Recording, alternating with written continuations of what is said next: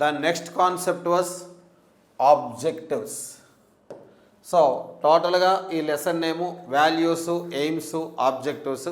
So next concept ఏమో already we discussed about the values and aims, and the next concept was objectives. So objectives are short term goals. So they are directed towards the aims. So objectives are short term goals, they are directed towards aims. So objectives అనేవి short term goals. So education సిస్టంలో long టర్మ్లో long టర్మ్లో achieve చేయాలనుకునేటువంటి గోల్స్నేమో AIIMS అంటాం. అదే education సిస్టంలో short టర్మ్లో achieve చేయాలనుకున్న గోల్స్నేమో objectives అని చెప్పేసి చెప్తాం. ఎడ్యుకేషన్ సిస్టంలో లాంగ్ టర్మ్లో అచీవ్ చేయాలనుకున్న ఎయిమ్స్నేమో గోల్స్ని ఎయిమ్స్ అంటాం. మరి షార్ట్ టర్మ్లో అచీవ్ చేయాలనుకునేటువంటి ఎయిమ్స్ని ఏమని చెప్తాం, గోల్స్ని ఏమని చెప్తామంటే ఆబ్జెక్టివ్స్. సో ఫర్ ఎగ్జాంపుల్ ఒక గ్రాడ్యుయేట్ స్టూడెంటు, సో నేను ఎప్పటికైనా సరే నేషనల్ లెవెల్లో బెస్ట్ టీచర్ అవ్వాలి అనుకున్నాడు. సో నేషనల్ లెవెల్లో బెస్ట్ టీచర్ అవ్వాలి అని చెప్పేసి అంటే ఫస్ట్ అతను టీచర్ ట్రైనింగ్ అవ్వాలి, తర్వాత టీచర్ అవ్వాలి, తర్వాత mandal level, district level, state level, ఆ తర్వాత నేషనల్ లెవెల్లో బెస్ట్ టీచర్ అవ్వాలి. సో ఇదొక లాంగ్ టర్మ్ గోల్. సో దీన్ని నేషనల్ లెవెల్లో బెస్ట్ టీచర్ అవ్వాలి అనేది మనం ఎయిమ్ కింద చెప్పుకోవచ్చు. అదే ఒక స్టూడెంటు నేను టీచర్ ట్రైనింగ్ అవ్వాలి అనుకున్నాడు. సో డిగ్రీ చేసిన స్టూడెంట్ టీచర్ ట్రైనింగ్ అవ్వాలనుకున్నాడు. సో అది షార్ట్ టర్మ్ గోల్. సో బిఎడ్ఓ డిఎడ్ఓ ఎంట్రన్స్ రాసి సో అతడు గోల్ రీచ్ అయినట్లయితే అంటే సక్సెస్ అయినట్లయితే అతను ఆ గోల్ పెట్టుకుంటే దాన్ని ఏమని చెప్తామంటే ఆబ్జెక్టివ్. సో ఇక్కడ లాంగ్ టర్మ్ గోల్స్నేమో ఎయిమ్స్ అంటాం, మరి షార్ట్ టర్మ్ గోల్స్ని ఏమని చెప్తామని అంటే ఆబ్జెక్టివ్స్ అని చెప్పేసి చెప్తాం. లాంగ్ టర్మ్ గోల్స్నేమో ఎయిమ్స్ అని, షార్ట్ టర్మ్ గోల్స్నేమో ఆబ్జెక్టివ్స్ అని చెప్పేసి చెప్తాం. So objectives are short term goals, they are directed towards aims. So objectives అనేవి షార్ట్ టర్మ్ గోల్స్, స్వల్పకాలిక లక్ష్యాలు. అలాగే they are directed towards aims. So ఉద్దేశాల దిశగా ఉండేటువంటి లక్ష్యాలను ఏమని చెప్తామని అంటే ఆబ్జెక్టివ్స్ అని చెప్పేసి చెప్తాం. మరి objectives should B achievable. So AIIMS అనేవి మనం అచీవ్ చేయడం చాలా కష్టం, బట్ ఆబ్జెక్టివ్స్ మాత్రం అచీవ్ చేయడానికి ఆ ఛాన్స్ ఉంటుంది. అలాగే ఆబ్జెక్టివ్స్ అనేవి అచీవ్ చేసామా లేదా అన్న విషయాన్ని ఎవాల్యుయేట్ చేయడానికి కూడా అవకాశం ఉంటుంది. సో ఆబ్జెక్టివ్స్ అనేవి ఈదర్ అచీవబుల్ ఆర్ నాట్ అని ఎవాల్యుయేట్ చేయడానికి కూడా ఆబ్జెక్టివ్స్కి ఏమో ఛాన్స్ ఉంటుంది. So guidelines for stating the objectives. So ఆబ్జెక్టివ్స్ని ఎక్స్ప్రెస్ చేయడానికి, ఆబ్జెక్టివ్స్ని అనౌన్స్ చేయడానికి ఉండేటటువంటి గైడ్ లైన్స్ ఏంటి? So guidelines for stating the objectives. So they are should be attainable. So objectives అనేవి ఖచ్చితంగా అటైనబుల్. సో ఆబ్జెక్టివ్స్ అనేవి ఖచ్చితంగా అటైనబుల్ అంటే సాధించగలిగేవిగా ఉండాలి. అలాగే should be valid. So objectives అనేవి ఖచ్చితంగా విశ్వసనీయంగా సాధించగలిగేవిగా ఉండాలి. సో అలాగే should be clear and precise. So స్పష్టంగా, అలాగే ప్రిసైజ్, సో క్లుప్తంగా ఉండాలి. Should be clear and precise, క్లుప్తంగా ఉండాలి. సో అలాగే should be feasible in terms of student level. So student లెవెల్ని అచీవ్ అయ్యే విధంగా, స్టూడెంట్ లెవెల్లో ఎక్స్ప్రెస్ చేసే విధంగా ఉండాలి. అలాగే objectives should be comprehensive. So objectives అనేవి ఎప్పుడు కూడా షుడ్ బి కాంప్రహెన్సివ్ అని చెప్పేసి చెప్తాం. సో ఆబ్జెక్టివ్స్ అనేవి ఏదో స్టూడెంట్లో ఉండేటటువంటి ఒక సెక్టార్ని మాత్రమే కాకుండా, లేదా కరికులర్ ఎబిలిటీస్ మాత్రమే కాకుండా, curricular and co curricular all types of ఎబిలిటీస్ని, ఆల్ టైప్స్ ఆఫ్ ఎబిలిటీస్ని ఇవి టెస్ట్ చేసే విధంగా ఆబ్జెక్టివ్స్ అనేవి ఉండాలి. So guidelines for stating the objectives. So ఆబ్జెక్టివ్స్ని ఎక్స్ప్రెస్ చేయడానికి గైడ్ లైన్స్ డిజైన్ చేసింది Frost.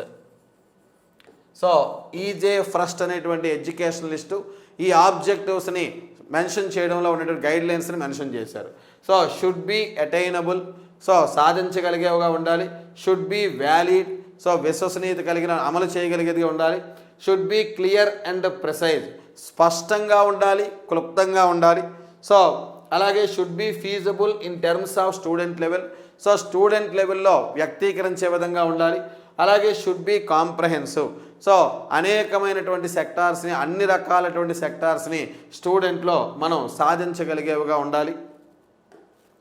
So should cover fully all behaviour and content material, should cover fully all behaviour and content material. So మొత్తం student యొక్క బిహేవియర్ని, అలాగే content మెటీరియల్ని, student యొక్క బిహేవియర్ని, content మెటీరియల్ని కూడా పూర్తి స్థాయిలో కవర్ చేసే విధంగా ఉండాలి. So should cover fully all behaviour and content material, so కంప్లీట్గా కంటెంట్ మెటీరియల్ మొత్తం అంతా కూడా కవర్ చేసే విధంగా ఉండాలి.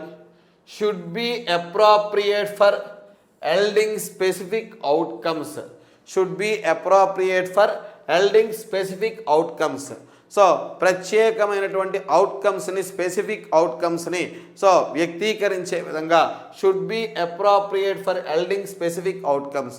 సో స్టూడెంట్లో ఏ బిహేవియర్స్ అయితే మనం ఎక్స్పెక్ట్ చేస్తామో ఆ బిహేవియర్స్ని మనం అచీవ్ అయ్యే విధంగా, అప్రోప్రియేట్ బిహేవియర్స్ని అచీవ్ అయ్యే విధంగా ఆబ్జెక్టివ్స్ని మెన్షన్ చేయాలి. Should be observable and measurable, so మనం డిజైన్ చేసుకున్న బిహేవియరల్ అవుట్కమ్స్ అనేవి అబ్జర్వ్ చేయగలిగేవిగా ఉండాలి.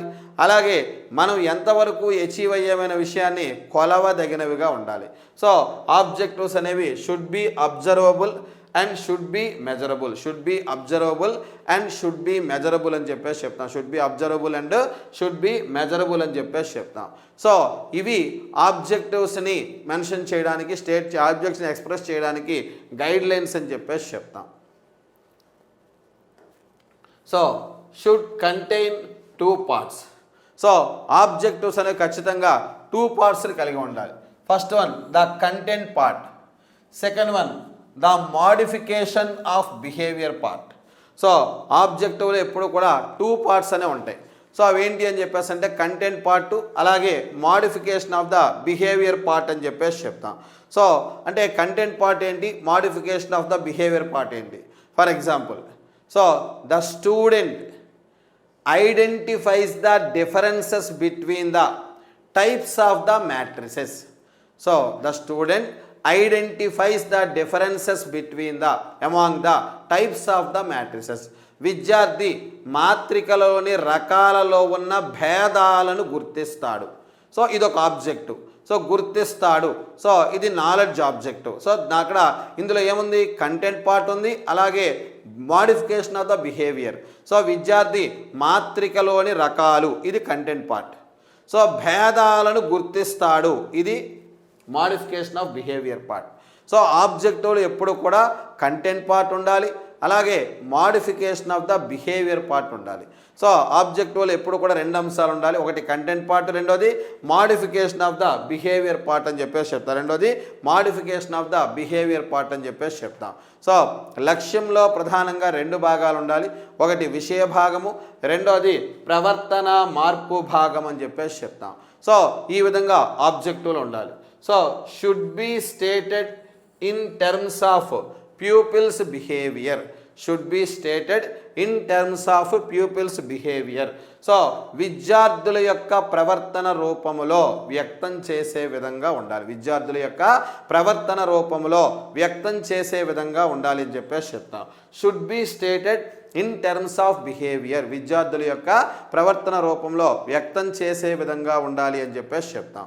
సో ఇవి ఆబ్జెక్టివ్స్ని మెన్షన్ చేయడానికి లేదా డిజైన్ చేయడానికి ఉండేటువంటి గైడ్ లైన్స్. సో ఈ గైడ్ లైన్స్ని మనకి డిజైన్ చేసింది ఎవరని చెప్పేసి అంటే ఈజే ఫ్రాస్ట్ అనేటువంటి విద్యావేత్త. Next the